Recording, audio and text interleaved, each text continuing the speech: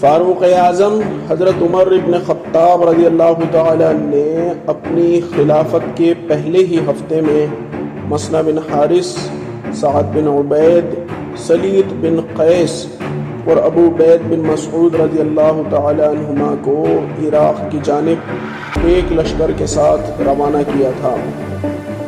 مسنہ بن حارث مدینہ منورہ سے تو باقی مذکورہ سرداروں کے ساتھ ہی روانہ ہوئے، لیکن ابو عبید بن مسعود رضی اللہ تعالی عنہ جو لشکر عراق کے سپہ سالار اعظم بنا کر بھیجے گئے تھے، راستے کے عرب قبائل سے بھی لوگوں کو ہمراہ کرتے ہوئے اور قیام کرتے ہوئے گئے، اس لیے وہ عراق مسنہ بن حارث سے 1 مہینے بعد پہنچے۔ مسنہ بن حارث جب عراق کے شہر ہرا میں پہنچے تو معلوم ہوا کہ ایرانیوں نے تمام سردار عراق کو مسلمانوں کی مخالفت پر آمادہ کیا ہوا ہے۔ ایران کے دربار مدائن میں خراسان کا گورنر رستم آ کر قابو یافتہ ہو گیا ہے۔ اس نے فوجی تنظیم اور انتظامیہ کو خوب مضبوط کر لیا ہے اور ساتھ ہی ساتھ وہ وہاں کے قبیلوں کو بھی مسلمانوں کے خلاف کرنے میں کامیاب ہو گیا ہے۔ ہرا اور آس پاس کے علاقوں کے سرحدی محافظ بھی لڑائی کے لیے تیار بیٹھے ہوئے ہیں۔ مسنہ بن حارث کے پہنچتے ہی رستم نے ایک زبردست فوج مسنہ بن حارث کے مقابلے کو بھیج دی۔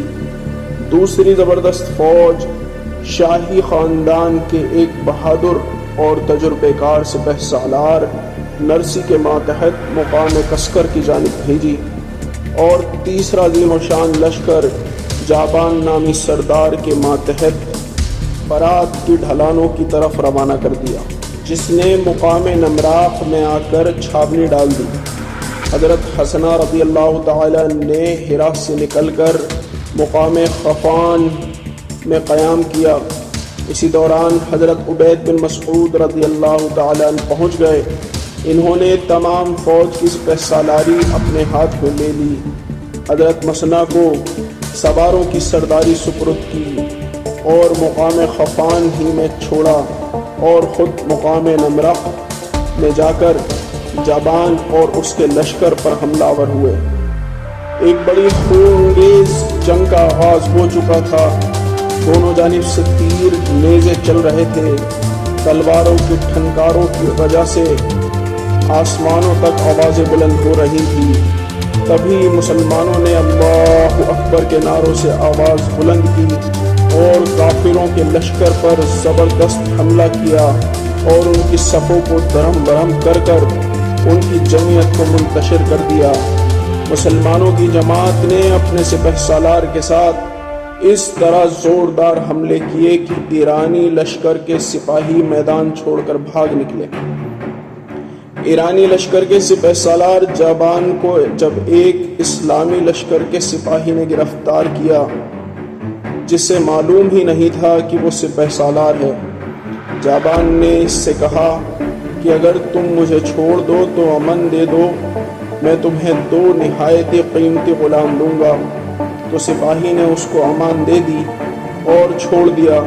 جب وہ چلا تو ایک دوسرے سپاہی نے اسے دیکھا اور پہچان لیا اور پھر سے اسے قید کر لیا، اور اب ابو عبید رضی اللہ تعالیٰ عنہ کے سامنے پیش کر کے معاملہ بیان کیا تو اسلامی سپہ سالار نے پہلے سپاہی کو بلا کر پوچھا تو انہوں نے کہا کہ ہاں، میں نے اسے امان دے دی تھی۔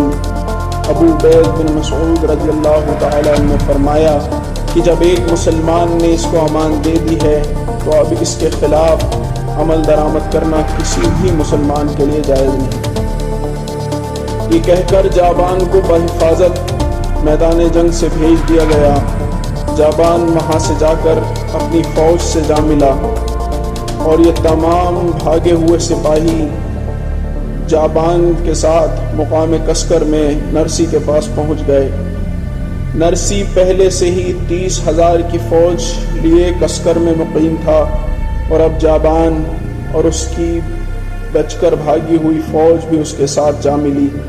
ادھر جب دربار ایران کو جابان کا یہ حال معلوم ہوا تو رستم نے مدائن سے ایک اور بڑا لشکر جالینوس کی قیادت میں نرسی کی مدد کے لیے روانہ کر دیا، مگر حضرت ابو عبید بن مسعود رضی اللہ تعالی نے لشکر پہنچنے سے پہلے ہی نرسی کے ساتھ جنگ کی شروعات کر دی تھی۔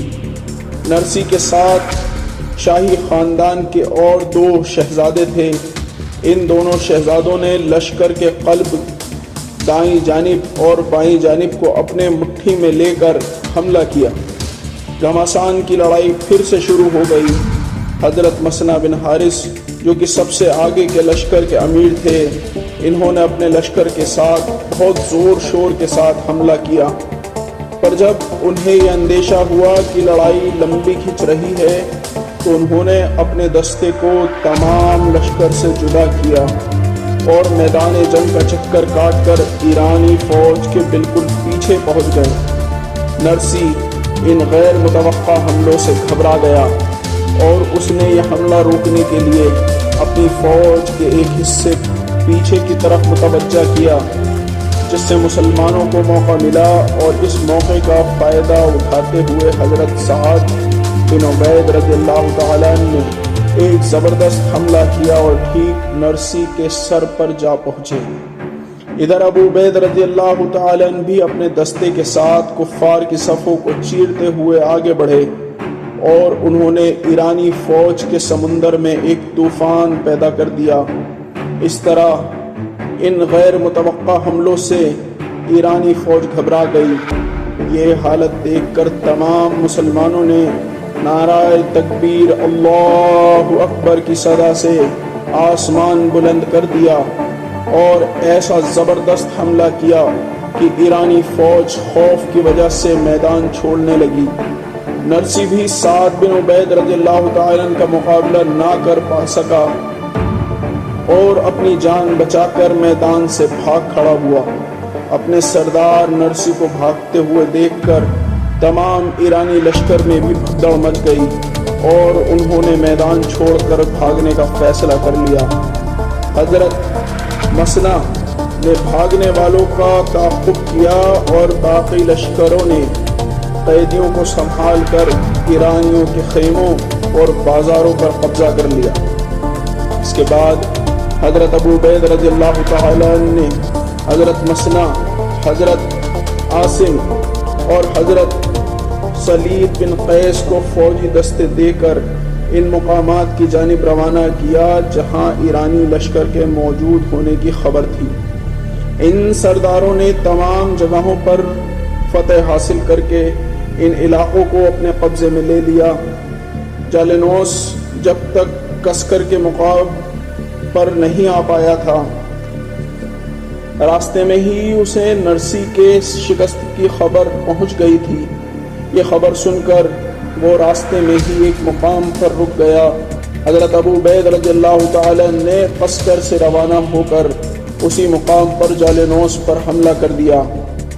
جالینوس اس حملے کی تاب نہ لا سکا اور وہاں سے بھاگ کھڑا ہوا اور مدائن جا کر ہی اس نے دم لیا۔ اس طرح جالینوس نے رستم کے ساتھ مل کر اور زوردار حملے اسلامی لشکر پر کیے، جس میں کون کون سے صحابہ شہید ہوئے اور کیسے مسلمانوں نے خود کو اس جنگ میں بنائے رکھا۔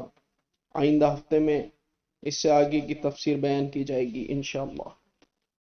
لا الہ الا اللہ محمد رسول اللہ علیہ صلاة اللہ وآلہ